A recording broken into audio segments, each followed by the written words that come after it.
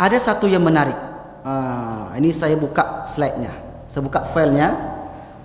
Saya nanti akan bacakan. Buku ini ditulis oleh seorang ulama yang hidup di Yaman. Namanya Abu Bakar Al-Masyhur. Masih hidup sampai sekarang di Yaman. Buku ini beliau tulis sudah puluhan tahun yang lalu. Dan buku yang ada sama saya ini, yang dibentuk PDF ini, dicetak terakhir cetakan yang ketiga 2015 yang lalu. Sekarang 2020. Di dalam buku itu disebutkan nomor ke-74. Apa katanya? Tanda-tanda kiamat kecil itu zuhurul amrad, nanti akan ada muncul penyakit allati lam takun fil aslaf, yang belum ada pada masa lalu. Jadi nanti muncul penyakit yang penyakit itu tidak ada pada sebelumnya. Apa yang menarik di sini? Ini saya besarkan. Itu dia Pak. Nampak itu? Ada yang bisa baca bahasa Arab? Sebesar lagi. Waw, ha, mim, alif, lam, ka, waw, ro, waw, na. Corona. Corona. Bacanya tuh kuruna. Ini bukan dibuat 2 hari yang lalu, bukan buku ini.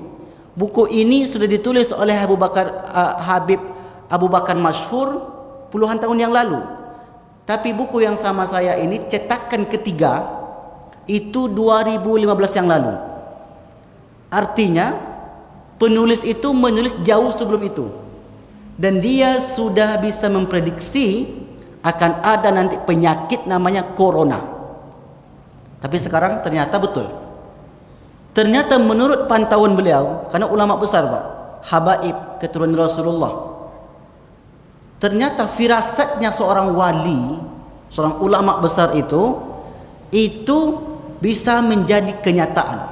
Makanya Nabi mengatakan ittaqu firasatal mu'min. Takutlah kalian dengan firasat seorang mukmin. Firasat saja orang mukmin itu, orang berilmu, orang alim, maka takutlah kalian. Kenapa disuruh takut? Karena ternyata firasat orang mukmin itu akan terjadi. Nah ini beliau Abu Bakar Masyhur ini, bukan Abu Bakar Ba'asyir ya. Jangan salah paham, salah dengar pula nanti. Tidak, bukan Abu Bakar Ba'asyir, Abu Bakar Masyhur. Ulama Yaman, dan bukunya ratusan, ulama besar. Di antara guru muridnya adalah Habib Al-Jupri. Banyak muridnya. Nah, dia sudah mengatakan nanti akan ada di akhir zaman tanda-tanda kiamat kecil itu wahuma corona, yaitu penyakit corona itu menurut beliau diawali dengan demam dulu, rasa panas. Nah, silakan tanya ke dokter, apakah begitu? Karena beliau ini bukan dokter. Beliau ini hanya ulama tapi mengkaji. Rupanya diberi ilham oleh Allah Subhanahu wa taala bisa memprediksi munculnya penyakit corona. Luar biasa. Nah, dalam buku ini nama bukunya Al-Usus wal Muntalaqat. Menceritakan tentang fenomena-fenomena akhir zaman. Nah, ini menunjukkan bahwa dia juga ditulis di situ influenza tuyur, adanya flu burung. Sudah ditulis ternyata puluhan tahun yang lalu. Oh, berarti hebat berarti. Dan terbaru wal khanazir, adanya flu babi. Khanazir itu khinzir, itu artinya babi. Khanazir jamak bentuk banyak dari babi.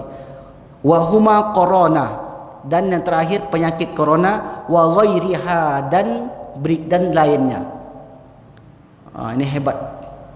Nah, artinya yang kita bahas di sini adalah bahwa penyakit yang beredar sekarang ini menunjukkan tanda-tanda kiamat kecil.